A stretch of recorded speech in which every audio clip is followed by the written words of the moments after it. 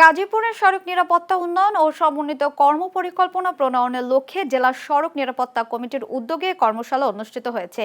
সকালে জেলা প্রশাসকের কার্যালয়ে আয়োজিত এ কর্মশালায় সহযোগিতা করে বেসরকারি উন্নয়ন সংস্থা ব্র্যাক।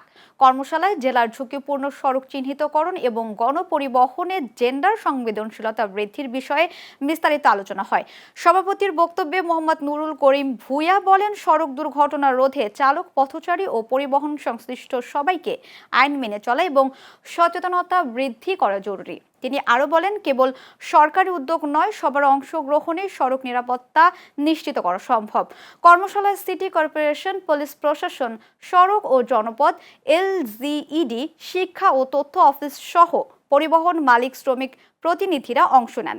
এ সময় সড়ক দুর্ঘটনায় আহত পরিবারের মাঝে চেক বিতরণ করা হয় এবং নিরাপদ সড়ক নিশ্চিতের অঙ্গীকার ব্যক্ত করা হয়।